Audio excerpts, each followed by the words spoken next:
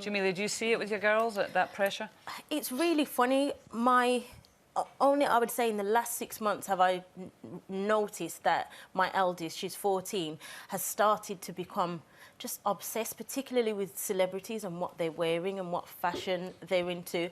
And it scares me because I do know that that's going to trickle down into body consciousness. I think, you know, at the moment she's a, you know, skinny little girl, as, you know, as we all were at some stage.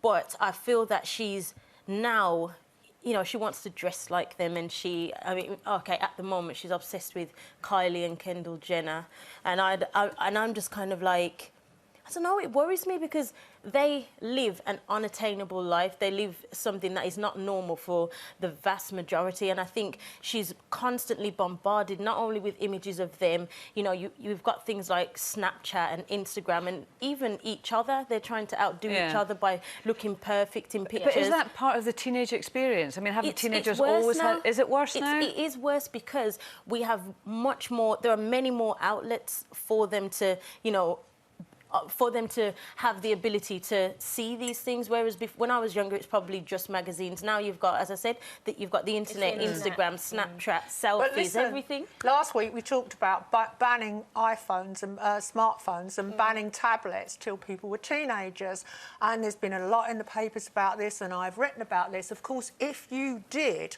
not allow your children to go on the internet and not allow them to have tablets and phones till they were in their teenagers, you would at least be giving them a few years to be happy in their own bodies. And to be perfectly honest, I do think these hospital admissions... That's censorship. All right, well, let's not repeat that argument. I actually agree with that. Yeah. My daughter's not on those things, but she's still caught up in it. But these figures are worrying. But what I would say is when I was a teenager, there was Twiggy. She was as thin as the girls today. She was absolutely stick-like.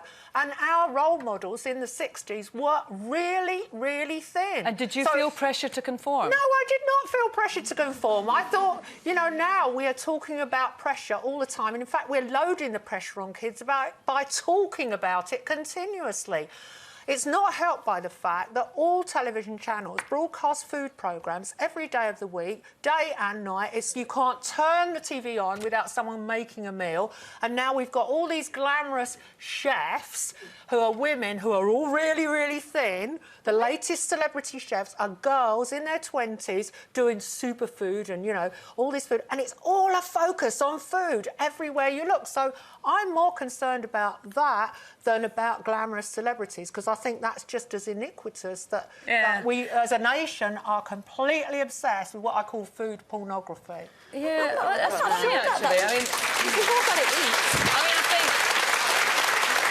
You know, I mean, that's a really kind of valid issue that I hadn't thought about it, to be honest. I mean, in terms of, you know, me thinking about my girls, I don't think the food culture is something that's particularly relevant to them in terms of the way they see themselves. Maybe as they get older, it will. But, I mean, I think it is about seeing constantly. And we talk about bodies all the time, at all ages, don't we? I mean, it's all about the way you look and your different shapes and all the rest of it. It just runs in their heads. Who's we talk about it? I didn't talk about it when I was 14. Well, that's I don't think all 14-year-olds do either. I was going to say that when I was a teenager, I didn't talk about it. I wasn't really aware of it. But then I didn't have any of the media stuff, you know. I wasn't interested in. I mean, you grew up interested in fashion. I mean, you were in a very, very successful girl band of the time. You know, you should have felt pressured. If you were doing that today, you would have been pressured to be a stick insect, wouldn't you? I'm pressured every day, even now. But do I look like a?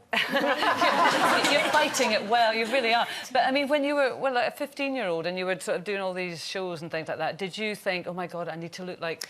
No, it definitely, honestly, it wasn't the same. It really, really wasn't the same, because you didn't have it then. Well, we didn't have mobile phones when I first joined that, so it wasn't constantly like on your phone. Well, I mean, or I noticed there was no internet. On This Morning today, on you know, Rixton, obviously lead singer of Rixton, and I'm not saying he's got an eating disorder. I'm not trying to suggest that, but he looks really slim. Yeah. As a boy, does he feel the pressure? Well, I think what's amazing nowadays is, I mean, we all relate it to girls, don't we? Teenage girls, but having a teenage girl and also her having teenage boy friends as well that come around the house, they're all aware of it. I mean, the boys are just as aware of it as the girls. They're all putting selfies up and, oh, look at my six-pack, or I'm working on my six-pack and my pecs and all of this, and they're really, really aware of it as well. And, yeah, I mean, I don't think Jake is at a point where it's an eating disorder, but I know he's very, very aware of it because he knows he'll be picked up on it. I think also as well, there does seem to be this one size or one type of look that people aim for, and I think that's what's dangerous. You'd think in a time where everyone's uploading selfies and stuff that we'd be celebrating our differences and celebrating, what's different about us, but it just doesn't seem to happen. Everybody wants to look the same, and if you look on, I mean, particularly on Instagram, the pictures that get the most likes are so similar, and it's how do you combat that? My daughter shows me pictures of her friends on Instagram or Snapchat or whatever.